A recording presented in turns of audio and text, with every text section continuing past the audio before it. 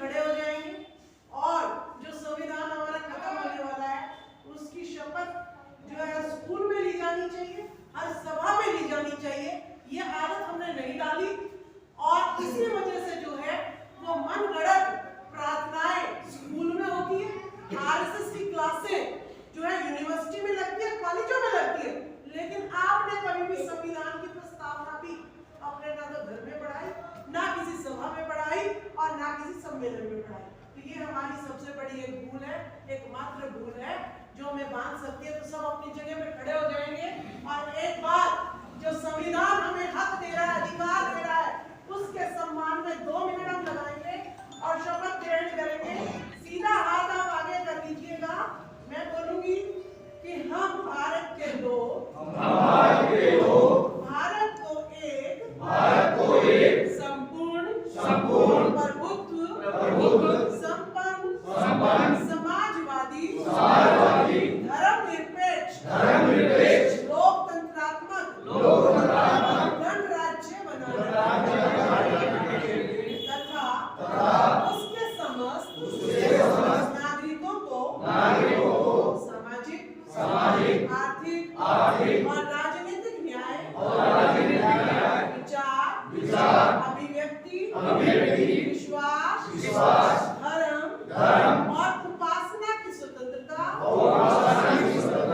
प्रतिष्ठा और अवसर की समता प्राप्त कराने के लिए तथा उन सब में व्यक्ति की गरिमा और राष्ट्र की एकता और अखंडता सुनिश्चित करने वाली बंधुता बढ़ाने के लिए दृढ़ संकल्प होकर अपनी इस संविधान सभा में आज तारीख 26 नवंबर 1949 ईस्वी को एतक द्वारा इस संविधान को अंगीकृत अधिनियमित और आत्मार्पित करते हैं। बहुत बहुत धन्यवाद। जय भीम नमो बुद्धाय। सब अपना स्थान ग्रहण करेंगे। देखिए, अगर ये संविधान की प्रस्तावना हर घर में पढ़ाई जाती तो आज हिंदू राष्ट्र की मांग ना उठती, क्योंकि इसमें लिखा है यह देश धर्मनिरपेक्ष देश है। यहाँ पर एक धर्म की जो है हुकूमत नहीं चल सकती। तो सभी बच्चे इस विरोध में खड़े हो जाते हैं कि यहाँ पर हिंदू राष्ट्र नहीं बन सकता। ये संविधान में लिखा है। महिलाओं की अगर मैं बात करूं, हम आपस में SC ST OBC में प्रत्यारोपण करते हैं कि उनमें कमी है, OBC SC ST में प्रत्यारोपण करते हैं कि उनमें कमी है, पुरुष महिलाओं में कमी ढूंढते हैं और महिलाएं पुरुषों में कमी ढूंढते हैं। अपनों में कमी ढूंढना छोड़ दो, अपनों में कमी ढूंढना छोड़ दो और हमें आगे क्या करना है उस पर विचार विमर्श करना बहुत जरूरी है। क्योंकि इन महिलाओं को सामाजिक मीटिंगों में ना बैठना, ये आपने ही थोपा था हमारे ऊपर। ये आपने ही थोपा था कि जहां 4 आदमी बैठे हैं वहां आपको नहीं जाना। तो ये हम महिलाओं का कसूर है, उनको कसूरवार नहीं करते। 25 दिसंबर अभी जंतर मंतर पर पीछे संविधान जलाया था। तो 25 दिसंबर को इकट्ठा होना बहुत जरूरी है कि तुमने तो एक आदमी ने संविधान जलाया था, लेकिन हम पूरी दिल्ली इकट्ठी होकर मनुस्मृति को दोबारा जलाएंगे। तुम एक आगे आओगे और हम 1000 आगे पलट कर जो है तुम्हारा जो है बहिष्कार करेंगे। जब तक ये भावना आपने नहीं आएगी तब तक आपकी जो हक अधिकार जो आपको फ्री में मिले हैं, जो मुफ्त में मिले हैं, बाप अपना घर बना के दे देता है बेटे को, व्यापार सजा के दे देता है बेटे को, और नालायक बेटा क्या करता है कि पहले तो बिजनेस में तिल्ली लगाता है, फिर अपने घर को भी बेच देता है। ऐसी नालायक औलाद है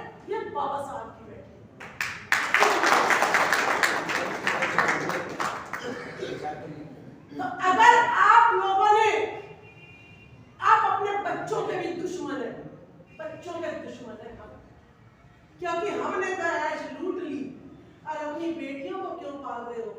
ताकि क्या वो दोबारा से देवदासी बन जाए? क्या दोबारा से उनको जो है सन टैक्स देना पड़े? भविष्य सोच के रखना कि आने वाली पीढ़ी को क्या देके जाओ। तो इसीलिए 25 दिसंबर को आपको जरूर जनता मंदिर पहुंचना है। और जो सरकार ने जो टैक्स 90% जनता जो टैक्स कमाई करती है, ये कमेरापन, उसी से हम टैक्स देते हैं, उसी से सरकार चलती है। तो जब बस फ्री सेवा महिलाओं के लिए है, वो मंदिरों में जाने के लिए नहीं है, उस फ्री सेवा का इस्तेमाल करो और महिलाओं को जंतर मंतर, रामलीला मैदान, जहां भी बुलाया जाए वहां मुफ्त में जो है बसों में बैठे और वहां पर महिलाएं पहुंचनी चाहिए। ये आदत आप लोग डालो। उस फ्री सेवा का इस्तेमाल मंदिरों में या सैर सपाटे के लिए नहीं, राज लाने के लिए जो है इस्तेमाल करो, तब अकलमंदी है। मैं एक शिक्षिका रही हूं और मैंने नौकरी इसीलिए छोड़ी कि ये हमारे बच्चों तक शिक्षा पहुंचने में कौन कौन से षड्यंत्र जो है प्रिंसिपल रचता है, डायरेक्टर रचता है, डीडी रचता है और शिक्षा एजुकेशन मिनिस्टर रचता है और प्रधानमंत्री रचता है, उसको समझने के लिए मैंने नौकरी छोड़ी। और सबसे बड़ी कमी मुझे अपने लिए हुई। क्या मिली? हम कहते हैं कि ब्राह्मणवाद मेरा दुश्मन है, तो आपके नेता अपनी बीवी को जो संघर्ष में आपका साथ देती है, तो उसको छोड़कर ब्राह्मणियों के साथ कैसे शादी कर लेते हैं? मुझे ये बात समझ में नहीं आती। और आप लोग वोट तो बड़ी आंख बंद करके दे देते हो, लेकिन आपका नेता क्या कर रहा है उस वोट से? वो आप लोग जब उसका डिटेल नहीं लेते हो तो वो अपनी मनमानी करता है, वो अपनी मनमानी करता है और इसीलिए हमारे अधिकार लुट गए। राजेंद्र पाल गौतम जी को मैं शुरू से फॉलो कर रही हूं। जब उन्होंने 22 प्रतिज्ञाएं ली थी, और 22 प्रतिज्ञाओं में जो उन्होंने हिम्मत दिखाई, लेकिन मुझे इतना भी यकीन है कि राजकुमार सैनी के साथ जैसा हुआ था, जैसे ही वो सांसद उद्घाटे जाएंगे, जैसे ही राजेंद्र पाल गौतम का समय विधायक का खत्म हो जाएगा, उनकी पूछ जो है ये लोग करना बंद कर देंगे, क्योंकि ये कुर्सी में जो बैठा होता है उसी के तलवे चाटते हैं, जो इनके लिए लड़ता है उसको बाबा साहब की तरह मरवाते हैं। जब मुझे पता है इस बात, तो राजेंद्र पाल गौतम जी जो मिशन जय भीम लेके आ रहे हैं, उनके एक एक जो बाइट होती है उसे देखो, वो जो भी चीज गलत होती है उसका तुरंत विरोध करते हैं। तो ऐसे ही तो होना चाहिए कि गलत हो रहा है वो तुरंत उसका विरोध कर रहे हैं। ऐसे ही आदमी को लाने की जरूरत है। तो अगर अभी भी आप लोगों ने मौका नहीं दिया, जंतर मंतर पर नहीं पहुंचे, सोचे कि बार बार राजेंद्र पाल गौतम जी बुला रहे हैं, कभी इधर बुला रहे हैं, कभी इधर बुला रहे हैं। अरे वो इसीलिए बार बार बुला रहे हैं ताकि जो है संविधान बच सके, ताकि आपके हक अधिकार बच सके। मैं अपील करना चाहूंगी सभी से कि जो पिछड़ा वर्ग है उसके मन में ब्राह्मणों ने ही ऊंच नीच का भेदभाव डाला है।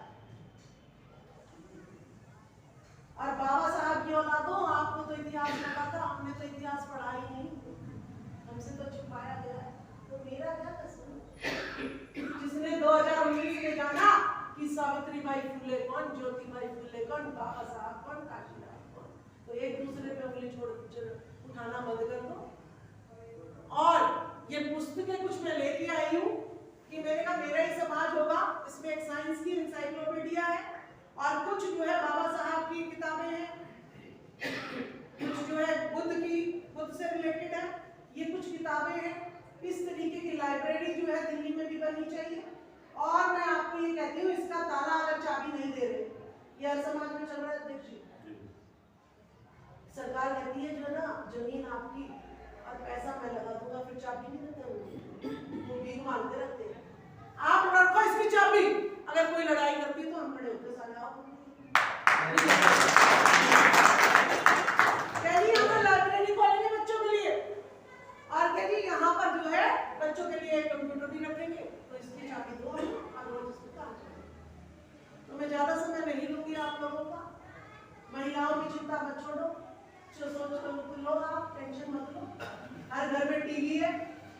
और महिला घर में ही है और टीवी में सुबह से लेकर शाम तक इतने बाबा पाठ पढ़ाते हैं कि आप जो है इस मीटिंग से जब बाहर निकलते तो अपनी बीवी को ये भी नहीं बताते कि मीटिंग में क्या बात हुई क्या नहीं हुई। तो उनका राग अलाप रोज चलता है और आपका कभी भी नहीं चलता, जिसकी वजह से आज इतनी खाई हो गई है। आप अपनी बीवी को छोड़ने को तैयार हो गए, बीवी ना छोड़ो, ठीक है ना? आपने छोड़ी और बाबा के संपर्क में गई और भी नाश हो जाए, और भी नाश हो जाए। तो अपने लोगों को पकड़ के रखो, छोड़ने तो छोड़े ही नहीं सारे, इसीलिए वोट मान जाते। और मैं तो एक बात और कहूंगी, भाई मनुवादियों की तीनों पार्टियां हैं, चाहे वो भारतीय जनता पार्टी हो, चाहे कांग्रेस हो, चाहे आम आदमी पार्टी। अब घर में तो मैं जूनी के जा रही हूँ, मैं ठोकर मारती हूँ, फिर वो भला कहां से करेंगे? तो ये बात की जो विचार नहीं है, इसको भी विचार कीजिएगा। बहुत बहुत धन्यवाद। 25 दिसंबर को हम सब पहुंचेंगे। ऐसे ऐसे कामों में लगा के रखा जिसमें मान सम्मान और इज्जत नहीं। किसी से कहा तो चमड़ा निकाल, किसी को कहा तो मैला कहा, और ये किसी ने स्वीकार नहीं है समाज में, ये जबरदस्ती कराया गया। जब किसी आदमी को आप सुबह भी मारोगे, शाम भी मारोगे, एक दिन मारोगे, 2 दिन मारोगे, 5 के मारोगे, पेड़ से बांध के मारोगे, तो क्या करेगा? मरता क्या नहीं करता? वही करता है जो कुछ किया है। लेकिन ये जो 6000 साल की जो गुलामी है, ये 6000 साल की गुलामी को हमारे बीच एक ऐसे मसीहा पैदा हुए कि उन्होंने बिना किसी रक्त क्रांति के एक ऐसे मसीहा हमारे बीच पैदा हुए और उन्होंने भी इसको झेला। व्यवस्था थी हमारे देश में, इसको उन्होंने भी झेला और झेलने के बाद उन्होंने इस चीज को जाना कि इस देश में जो हमारे जो समाज के साथ ये अन्याय और अत्याचार हो रहा है, ये जो शोषण हो रहा है सामाजिक तौर से, उसका कारण जो है, सबसे पहला कारण कि हमारे लोग शिक्षित नहीं है। उन्होंने शिक्षा पे बहुत जोर दिया और उन्होंने जोर औरों को नहीं दिया। सबसे पहले उन्होंने खुद शिक्षा ग्रहण की, देश और विदेश में जाके पढ़े, और इस देश में सबसे ज्यादा शिक्षा ग्रहण करी बाबा साहब ने। आपके सामने आज भी इतने पीएचडी और पता नहीं कितने दिल्ली कर रहे लोग बात, लेकिन आज भी बाबा साहब से सबकी जो एजुकेशन है वो कमी नहीं है।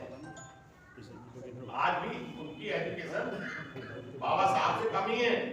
तो बाबा साहब ने बहुत शिक्षा ग्रहण की, बहुत एजुकेशन ली, और उसको लेने के बाद अपने समाज को यही उन्होंने बोला कि सबसे पहले आप शिक्षा लो। और जब वो शिक्षा ग्रहण करने के बाद विद्या आ गए, वहां आके उन्हें नौकरी करनी थी, क्योंकि जो बड़ौदा के जो राजा थे गायकवाड़, उनके साथ उनका कमिटमेंट था कि वापसी जब आप आओगे हम आपको स्कॉलरशिप देने पढ़ने के लिए, तो वापसी आके आपको हमारे यहाँ नौकरी करनी पड़ेगी।